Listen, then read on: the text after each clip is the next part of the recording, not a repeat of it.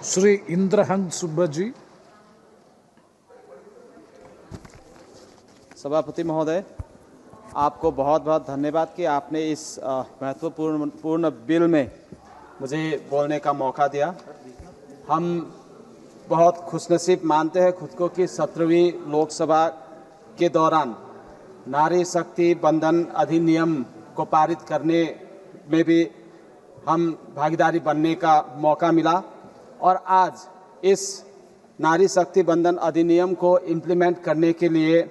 जो constitution amendment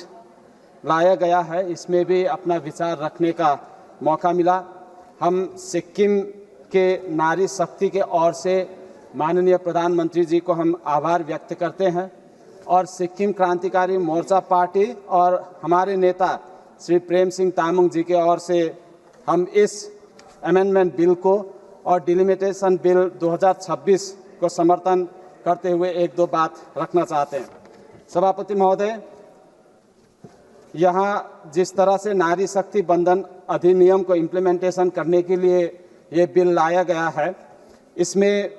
हमें लगता है ये कई दशक पहले ले आना चाहिए था। फिर भी आज भी देर ही सही लेकिन एटलीस्ट विमेन रिजर्वेशन को ध्यान में रखते हुए इस कॉन्स्टिट्यूशन अमेंडमेंट को लाया गया है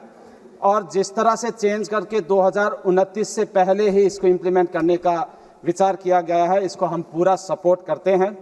विमेन रिजर्वेशन इसलिए इम्पॉर्टेंट है कि हमारे यहाँ जो सोशल नॉर्म्स है पुरुष प्रधान समाज का, इसके वजह से स्पेशली पॉलिटिकल रिप्रेजेंटेशन में विमेन का रिप्रेजेंटेशन बहुत ही कम रहा है और ये जिस तरह से आज इसको रिजर्वेशन किया जा रहा है, ये रिजर्वेशन की वजह से अभी पॉलिसी डिसीजन में और लॉ मेकिंग में भी हमारे माता बहनों का ज़्यादा भागीदारी रहेगा और मुझे लगता है जिस तरह से वेलफेयर स्कीम्स उनके लिए बनते हैं, जिस तरह से हमारे देश को आगे ले जाकर 2047 तक विकसित भारत बनाना है, इसमें हमारे नारी शक्ति का भी योगदान बहुत बड़े रहने वाले हैं क्योंकि हमने देखा है उनमें कैपेबिलिटी का कोई कमी है नहीं। एकेडमिक्स में हो, रिसर्च में हो, चाहे स्पेस टेक्नोलॉजी में हो या फिर कोई और टेक्नोलॉजी में हो, हर जगह हमने देखा है विमेन रिप्रेजेंटेशन बहुत स्ट्रांग रहा है। लास्ट फ्यू डिकेड्स में जिस तरह से उन्होंने योगदान दिए हैं उनके कैपेबिलिटी में कोई डाउट नहीं कर सकता। बस हमारे पुरुष प्रधान समाज होने के वजह से जिस तरह के प्रिजुडिस रहे हैं समाज में, इसके वजह से इसको आगे नहीं पॉलिटिकल रिप्रेजेंटेशन में उनका उतना मौका नहीं मिला। सभापति महोदय, सिक्किम एक स्पेशल राज्य है और हमारे इंडियन कॉन्स्टिट्यूशन इतना वाइडली सारे भारत के डाइवर्सिटी को इस तरह से समावेश करते हैं कि सिक्किम जैसे एक छोटे से राज्य को भी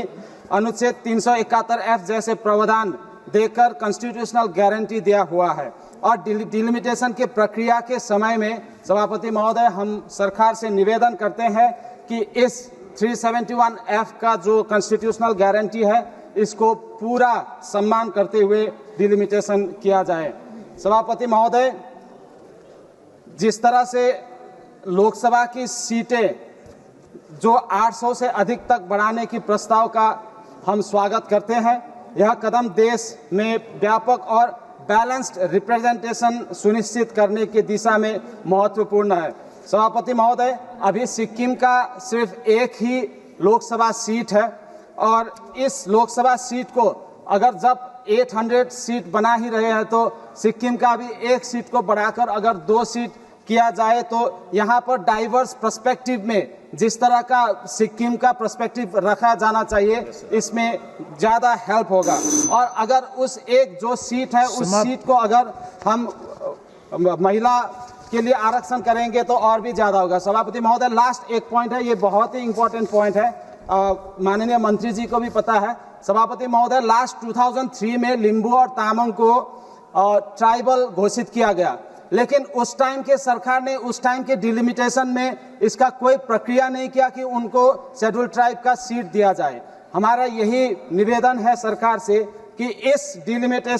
नए डिलिमिटेशन प्रक्रिया में लिम्बू और तामाङ अनुसूचित जनजातियों के इस अविलंबित जो मांग है, जो लास्ट 5 इलेक्शंस में नहीं हो पाया, इस डिलिमिटेशन में कृपया करके इसको किया जाए और उनको जो शेड्यूल ट्राइब है सिक्किम के लिम्बो और तामांग शेड्यूल ट्राइब को न्याय दिया जाए। सभापति महोदय, अंत में मैं यह कहना चाहूंगा कि भारत की शक्ति उसकी विविधता में, एकता में है और मैं इस विधेयक के उद्देश्य का समर्थन करता हूं, लेकिन साथ ही सरकार से यह भी आग्रह करता हूं कि इस प्रक्रिया को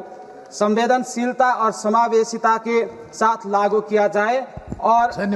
विशेष करके सिक्किम जैसे राज्यों और लिम्बू तामांग जैसे समुदायों की लंबे समय से लंबित एस्पिरेशन को ध्यान में रखते हुए इस डिलिमिटेशन प्रक्रिया को पूरा किया जाए।